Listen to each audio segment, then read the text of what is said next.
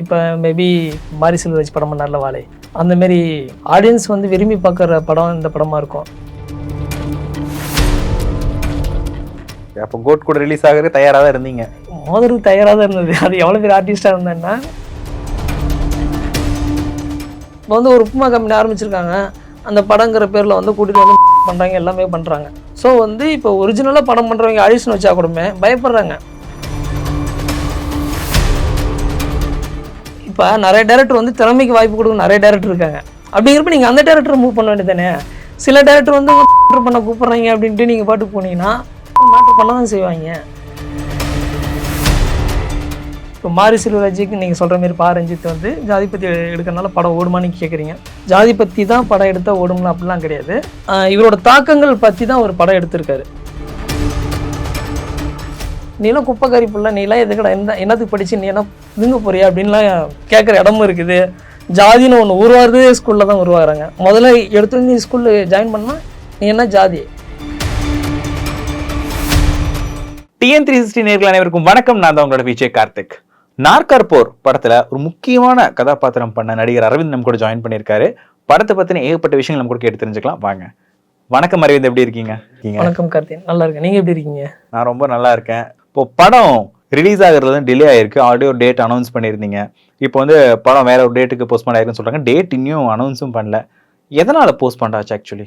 Maybe அது எனக்கு தெரியல. டைரக்ஷன் ப்ரொடியூசர் சைட்லேருந்து அது நம்ம சொல்ல முடியும். படம் ரிலீஸ் ஆனிச்சுன்னா நல்லா இருக்கும். ஏன்னா ஆடியன்ஸ்க்கு ஒரு புது படம் வந்து ரிலீஸ் ஆகிறது வந்து சில படம் ஓடாமல் இருக்கலாம், சில படம் ஓடுற படம். ஆடியன்ஸ் வந்து விரும்பி பார்க்குற படம் இந்த படமாக இருக்கும். இப்போ மேபி மாரி செல்வராஜ் படம் பண்ணார்ல வாழை, அந்தமாரி படம் நல்லாயிருக்கும். கொஞ்சம் த்ரில்லிங்காகவும் ஒரு சஸ்பென்ஸாகவும் கொண்டு போகிற ஒரு படமாக இருக்கும். இப்போது கோட் வேறு ரிலீஸ் ஆகிருக்கு. ஒருவேளை கோட் ரிலீஸ் ஆகிறதுனால தான் படத்தை தள்ளி வச்சிங்களோ? ஏஜிஎஸ் நிறுவனம் உங்களுடைய நிறுவனத்துக்கு கூட ஏதாச்சும் பேசினாங்களா, ப்ரொடக்ஷன் கம்பெனி கூட? அப்படிலாம் சொல்ல முடியாது. இப்போ மேபி இப்போ பீஸ்ட் இது பிகில் படம் வந்துச்சு. பிகில் படம் வரப்போ அப்போ ஒரு சின்ன படம் வந்துச்சு ஒன்று, அது கைதி. கைதி. இப்போ வந்து கைதி வந்து அப்போ இவர் லோகேஷ் கனகராஜ் வந்து 2வது படம் பண்ணுறாரு. ஸோ வந்து பிகில் வந்து பெரிய ஆர்டிஸ்ட்டு, ஆல்ரெடி அட்லி வந்து 2 படம் ஹிட் கொடுத்த ஒரு டைரக்டர். ஸோ வந்து அதோட போட்டி போடுறப்ப கைதி படம் நல்லாவே ஓடுச்சு. மேபி படம் ரிலீஸ் ஆகிருந்தால் படம் ஹிட்டு கொடுக்கறதுக்கான வாய்ப்புகள் இருந்தது. பட் எதனால ரிலீஸ் ஆகலை அப்படிங்கிறது எனக்கு தெரியலக்கா. ஓகே, அப்போ கோட் கூட ரிலீஸ் ஆகிறது தயாராக தான் இருந்தீங்க? மோதலுக்கு தயாராக தான் இருந்தது. அது எவ்வளோ பேர் ஆர்டிஸ்டாக இருந்தேன்னா எப்படி இருந்தாலும் நமக்கு ஒரு பிரச்சனை இல்லை. ஸ்டோரி மேலே நம்பிக்கை இருக்குது, டைரக்ஷன் மேலே நம்பிக்கை இருக்குது, ஸ்க்ரீன் பிளே பக்காவாக பண்ணியிருக்காரு டேரக்டர். படத்துடைய ட்ரெய்லர் பார்த்தோம், டீசர்லாம் பார்த்தோம். ஜாதியை மையப்படுத்தி ஒரு படம். இப்போ எல்லாருமே வந்து இப்போ ரஞ்சித் மாதிரியோ இல்லை மாரி செல்வராஜ் மாதிரி ஆயிட முடியுமா? உங்கள் ப்ரொடியூசர் அதுதான் ட்ரை பண்ணுறாரோ? அப்படி இல்லை. சில கதைகள் வந்து டைரக்டருக்கு வந்து ஒரு உள்ளுணர்வில் வந்து பாதிக்கப்பட்டிருப்பார். ஸோ வந்து படங்கிறப்ப டைரக்டர் வந்து ஒரு அந்த விஷயத்தை வந்து பாதிக்கப்பட்டதுனால அந்த படம் பண்ணியிருக்காரு. ஸோ எங்கள் டைரக்டர் வந்து ஒரு இன்டர்வியூலேயே சொல்லியிருப்பார். என்னென்னா அவரோட சின்ன வயசில் வந்து நிறைய விஷயத்தை பேஸ் பண்ணி தான் வந்திருந்தார். இப்போ அவர் வந்து செஸ்ஸில் வந்து ஒரு பிளேயர் ஆகணும்னு அவர் ஃப்ரெண்டு வந்து மூவ் பண்ணியிருந்தார். ஒரு இன்டர்வியூவில் சொல்லியிருந்தார் டேரக்டர் வந்து. அப்போ வந்து என்ன ஆகுதுன்னா, ஒரு கோச் இதுக்கு போகிறப்ப ட்ரெஸ்ஸிங்ஸ் பார்த்துட்டு அவங்களாம் வந்து நீங்களாம் வெளியே போங்க, சேர்த்துக்க மாட்டோம் அப்படின்ட்டு அவர் சின்ன வயசில் அப்பயே பாதிக்கப்பட்டார். ஸோ வந்து இது வந்து மக்கள் மத்தியில் அதை கொடுத்தோம்னா நல்ல ஒரு வரவேற்பு கொடுக்கும் அப்படிங்கிற ஒரு நம்பிக்கை தான். இப்போ மாரி செல்வராஜுக்கு நீங்கள் சொல்கிற மாதிரி ரஞ்சித் வந்து ஜாதி பற்றி எடுக்கிறனால படம் ஓடுமான்னு கேட்குறீங்க. ஜாதி பற்றி தான் படம் எடுத்தால் ஓடுங்களா அப்படிலாம் கிடையாது. இவரோட தாக்கங்கள் பற்றி தான் ஒரு படம் எடுத்திருக்காரு. ஸோ வந்து ரஞ்சித்தாக இருக்கட்டும் இல்லை மாரி செல்வராஜாக இருக்கட்டும், அவரோட தாக்கங்களை தான் இந்த படம் பண்ணியிருக்காரு. ஸோ அதே பேட்டர்னில் தான் இவர் தாக்கங்களை தான் படம் பண்ணியிருக்காரு. படத்தோட டீசர் ட்ரெய்லர்லாம் பார்த்தேன். அது வந்து ஜாதியை பற்றின ஏகப்பட்ட விஷயங்கள் இடம்பெற்றிருந்தாலும் கூட இந்த சுத்தம்னு சொல்கிறீங்க. இப்போ சுத்தம் பற்றி பேசுகிறவங்க தான் நாஸ்தி பண்ணுறாங்கன்னு சொல்லிட்டு ஒரு குறிப்பிட்ட சமூகத்தையே ஒரு பாயிண்ட் அவுட் பண்ணுற மாதிரி இருக்கே, இது சரின்னு நினைக்கிறீங்களா? ஓகே, இப்போ நீங்கள் சொல்கிறதே ஒரு விஷயம் நான் சொல்கிறேன். இப்போ நார்மலாக வந்து குப்பாடுறவங்க வந்து உங்கள் மேலே கை பட்டுச்சுன்னு நீங்கள் என்ன பண்ணுறீங்க? உடனே கொஞ்சம் தள்ளி போங்க, உடனே அந்த இடத்துல கையை போட்டு சுத்தம் பண்ணுறீங்க. சுத்தம் நீங்களே சொல்லிவிட்டு அதே இடத்துல நீங்கள் குப்பை போடுறது யார்? நீங்கள் தான். ஸோ வந்து நீங்களே சுத்தத்தை பற்றி பேசிட்டு குப்பை அதே இடத்துல போகிறது வந்து நீங்கள் தான். ஸோ வந்து குப்பல்றவங்க வந்து நாட்டை சுத்தப்படுத்துன்னு ஆசைப்பட்றாங்க, அவங்களையும் சுத்தமாக வச்சுக்கணும் தான் ஆசைப்பட்றாங்க. நீங்கள் வந்து அது ஜாதிங்கிறதா இருக்கட்டும், நீங்கள் வேற இதில் போய் கேட்குற மாதிரி இருக்குது ஒரு விஷயம். அப்போ சுத்தம் சொல்கிறவங்களே நீங்கள் தனி சமூகத்தை குறிப்பே இல்லை. அதாவது வந்து நீங்களும் அதை உருவாக்கிக்கிறீங்க, அவ்வளோதான். இப்போ ஜாதி ஒழிக்கணும்னு சொல்லி தான் நீங்கள் படம் எடுக்கிறீங்க. ஜாதிங்கிறது ஒன்று ஒழியாத விஷயங்கிறது தானே உங்கள் பாயிண்ட்லேருந்தே வெளியே வருது. ஜாதிங்கிறது அப்படி நீங்கள் சொல்ல முடியாது பிரதர். இப்போ வந்து பார்த்தீங்கன்னா இவங்க வந்து இந்த வேலை செய்கிறாங்கன்னா இவங்க வந்து இப்படி தான் வேலை செய்யணும், இவங்க மேலே இதுக்கு மேலே வரக்கூடாது அப்படின்னு நிறைய இடத்துல இது பண்ணுறாங்க. இப்போ எப்படின்னா ஒரு இதுக்கு சொல்லணும்னு வச்சுங்க, ஜாதியை பற்றி காம்படிஷன் போக வேணாம், மேலோட்டமாக நான் சொல்லிக்கிறேன். இப்போ வந்து இவங்க குப்பாளுறாங்க, இவங்க வந்து குப்பால் மட்டும்தான் இல்லணும். இப்போ வந்து அந்த பையன் வந்து ஒரு பையன் வந்து ஸ்கூலுக்கு போகிறான்னா, நீலாம் குப்பைக்காரி புள்ள, நீலாம் எதுக்கடா என்னத்துக்கு படிச்சு நீ என்ன இதுங்க போறியா அப்படின்லாம் கேட்குற இடமும் இருக்குது. ஜாதின்னு ஒன்று உருவாகிறதே ஸ்கூலில் தான் உருவாகிறாங்க. முதல்ல எடுத்துகிட்டு நீ ஸ்கூலில் ஜாயின் பண்ணால் நீ என்ன ஜாதி சான்றிதழ் தான் முதல்ல கேட்குறாங்க. ஜாதின்னு ஒன்று அங்கேயே உருவாகிறப்ப சாதாரண ஒரு படத்துக்குலாம் நீங்கள் அதை எதிர்பார்க்கக்கூடாது. ஜாதிங்கிறது அங்கேயே உருவாகுது.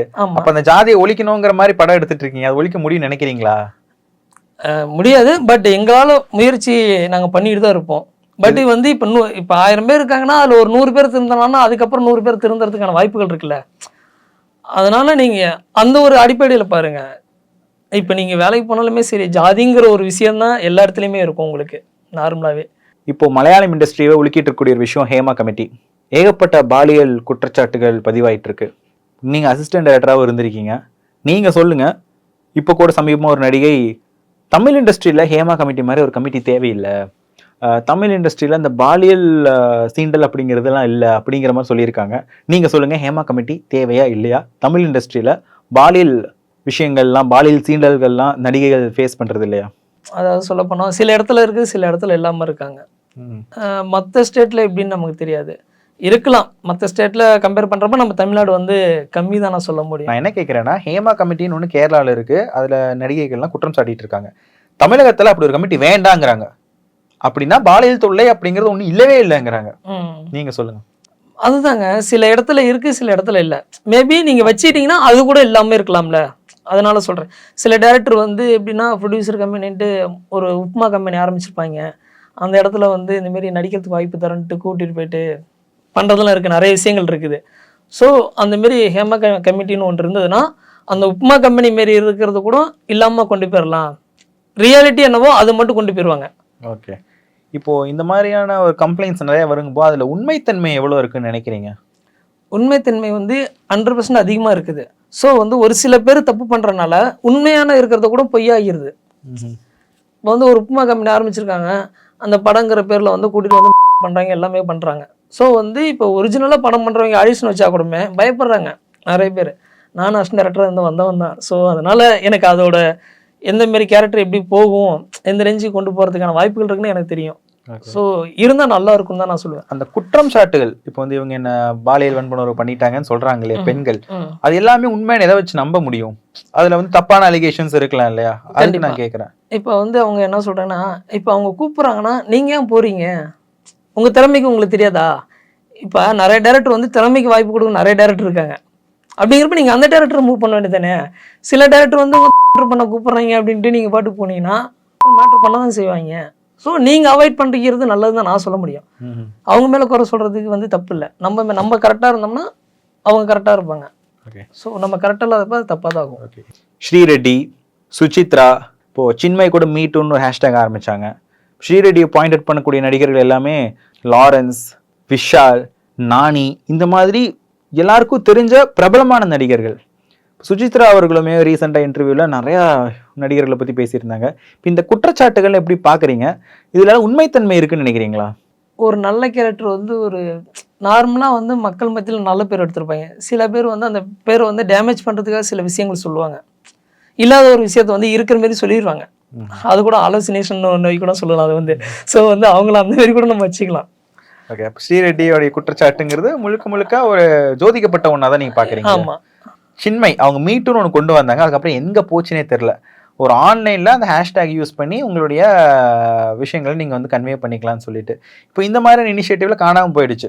இப்போ நடுவில் அவங்க கொடுக்கக்கூடிய இன்டர்வியூஸ் நம்ம கேள்விப்படலாம். லைக் மீட்டுன்னு ஆரம்பிச்சிங்கல்ல, அப்புறம் என்னாச்சு, அப்போ வைரமுத்துவை பற்றி சின்மை சொன்ன அந்த குற்றச்சாட்டு, இந்த மாதிரி விஷயங்கள் எல்லாமே. இப்போது இதோடைய உண்மைத்தன்மையை எப்படி அவங்க வந்து கண்டுபிடிப்பாங்க?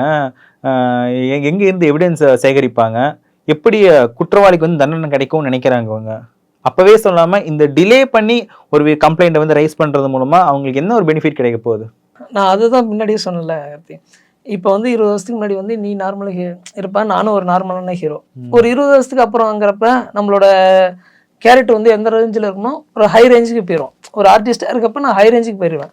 அப்போ வந்து என்ன ஆகுதுன்னா, உன்கிட்ட பணம் கேட்குறதா இருக்கட்டும், ஒரு ஃப்ரெண்ட்லியாக பணம் கேட்குறப்ப இல்லாத பட்சத்தில் வந்து ஆல்ரெடி நடந்த விஷயத்த ஒரு சின்ன விஷயமா இருக்கட்டும், இப்போ இன்டர்வியூ கொடுப்பாங்க. உன் பேர் நான் டேமேஜ் பண்ணுவேன்டா அப்படிங்கிற ஒரு இதில் பண்ணுவாங்க. சில பேர் அதுதான் நான் சொல்ல வந்தது. அவங்க ஹை குவாலிட்டியில் இருக்கனால அவங்க பேர் டேமேஜ் பண்ணுறது உடைக்கணும், அவனோட தரத்தை குறைக்கணும் அப்படிங்கிறதுக்காக அது பண்ணுவாங்க. அதேமாரி வந்து மீடியா மத்தியில் வந்து நம்ம எப்பவுமே கெத்தாக இருக்கணும், நம்ம மூஞ்சி எல்லாருமே பார்க்கணும். இப்போ நம்ம மூஞ்சி இப்போ நான் உண்மை சொல்லணும்னு வச்சுக்கேன், என் ஃபேஸ் வந்து இப்போ தான் ரினியூல் ஆகுதுன்னு வச்சுங்களேன். இது என்னோட படம் அப்படிங்கிறப்ப என் ஃபேஸ் நல்லா இதாகணும்னா நான் அப்போ வந்து மீடியாவில் வந்து நிறைய விஷயம் நான் சொல்லணும். அப்படிங்கிறப்ப மக்கள் மத்தியில் ஓகே இவன் இருக்கிறான், இவன் பண்ணுறான். ஸோ அந்த இதில் கூட அவங்க பண்ணலாம். மீடியா வந்து நம்ம பார்த்துக்கிட்டே இருக்கணும், சுற்றி நம்ம மூஞ்சி பார்க்கணும், எல்லா இடத்துலையும் நம்ம மூஞ்சி இருக்கணும் அப்படிங்கிறதுக்காக சில பேர் பண்ணுறவங்களும் இருக்காங்க. பிரபலமான நடிகர்கள் மேலே வைக்கக்கூடிய பாலியல் குற்றச்சாட்டுங்கிறது ஒரு பாப்புலாரிட்டிக்காகவும் பண்ணுறாங்க. கண்டிப்பாக கருத்து இல்லையா? ரொம்ப நன்றி அரவிந்த், ஏகப்பட்ட விஷயங்கள் ஷேர் பண்ணிக்கிட்டீங்க. நாற்கர போர் படம் பெரிய ஒரு சக்ஸஸ் அடையணும், உங்களுக்கு ஏகப்பட்ட வாய்ப்புகள் கிடைக்கணும்னு சொல்லிட்டு எங்கள் TN360 சேனல் சார்பாக ஒரு பெரிய ஒரு வாழ்த்துக்கள் சொல்லிக்கிறோம். எங்கள் படத்தை சம்மந்தப்பட்ட கேள்வி மட்டும் கேட்காம மக்களுக்கு சில விஷயங்கள், நிறைய விஷயங்கள், சினிமாவில் இவ்வளோ விஷயங்கள் இருக்குதா, சினிமாக்காரன் லைஃப் எப்படி எந்த அளவுக்கு இருக்குன்னா அவங்களும் தெரிஞ்சுக்கிட்டாங்க. நீங்கள் கேட்ட கொஸ்டின்ஸ்லாம் ரொம்ப நல்லாவே இருக்குது கார்த்தி. ரொம்ப நன்றி.